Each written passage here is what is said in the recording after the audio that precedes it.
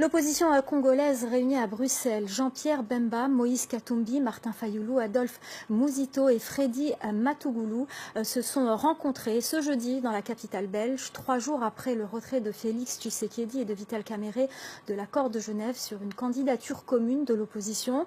Les 5 hommes ont renouvelé leur soutien à Martin Fayoulou.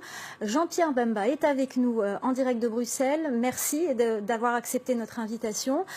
Vous êtes signataire de l'accord de Genève. Vous avez aujourd'hui appelé les 2 candidats à rejoindre les rangs de l'Union. Comment comptez-vous vous y prendre pour les convaincre de revenir? Et avez-vous d'ailleurs encore l'espoir qu'ils reviennent? Je pense que c'est la seule possibilité viable après la signature qu'eux-mêmes ont apposée sur notre accord, où volontairement tout le monde s'est engagé à soutenir le candidat commun. Je pense qu'aujourd'hui, si nous voulons effectivement avoir un changement de régime dans notre pays, l'opposition d'être unie face au candidat de l'actuelle majorité. Et nous comptons bien, en tout cas, convaincre les 2 amis de pouvoir revenir et faire respecter surtout leurs propres signatures, leurs propres engagements. Alors, vous sentez-vous trahi par cette défection? Félix Tshisekedi, Vital Kamerhe, eux se disent avoir été trahis. Ils affirment que des engagements oraux avant le vote n'ont pas été respectés. Ce n'est pas ça. Lorsqu'il y a des votes, il y a des règles. Et ces règles étaient connues par tous. Ils ont participé à la conception de cette règle. À partir du moment où nous allons vers des élections où il y a des règles et dans la transparence qui sont connues, eux-mêmes, je me rappelle les termes de notre frère Félix Tshisekedi qui disait que du Ralex, c'est de l'ex. Donc ils ont félicité la victoire de Martin Fayoulou. Nous ne comprenons pas le revirement qu'ils ont eu 24 heures après avoir pris des engagements où ils disaient eux-mêmes que s'ils ne respectaient pas ces engagements, ils se retiraient de la vie politique. Donc je pense quand même que lorsqu'on signe des documents, on doit pouvoir respecter les engagements lorsqu'on est des hommes d'État, oui. Alors, concernant les machines à voter, vous êtes contre. Que feriez-vous si elles sont maintenues? Vous y allez quand même ou vous boycottez le scrutin? En tout cas, en ce qui nous concerne, la machine à voter est une machine qui a été calibrée pour tricher. La liste également des électeurs, elle est corrompue.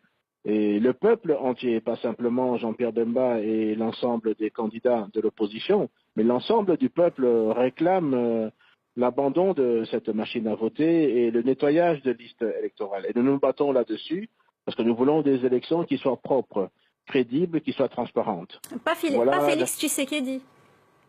Pardon? Pas Félix Tshisekedi, pas le candidat.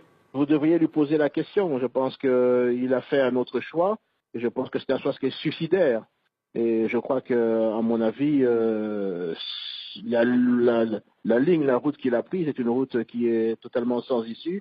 Je crois qu'il en est conscient parce que ça fait partie longuement de nos discussions. Mais comment comptez-vous mener une candidature commune, le convaincre de revenir alors que vous avez un désaccord aussi important? Mais je pense que nous avons affaire à une personne, à un individu qui est 2 plutôt, qui ne sont pas d'accord. Mais je regarde surtout l'ensemble du peuple qui n'est pas naïf et qui souhaite et qui servent ce qu'ils veulent.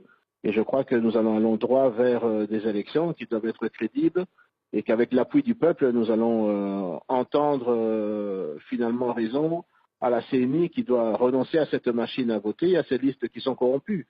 C'est la seule issue pour avoir des élections crédibles et non pas le chaos au lendemain du vote.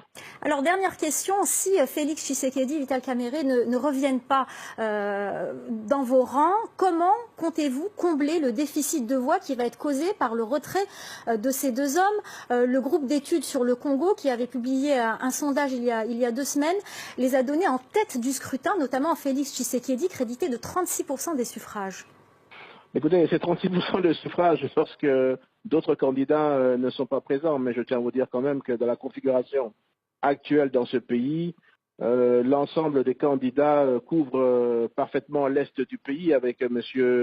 Moïse Katumbi, M. Mboussa Namouissi, tout l'ouest du pays, que ce soit de l'Équateur à Kinshasa, par le Bas-Congo, par moi-même, et également avec M. Mouzito et d'autres également.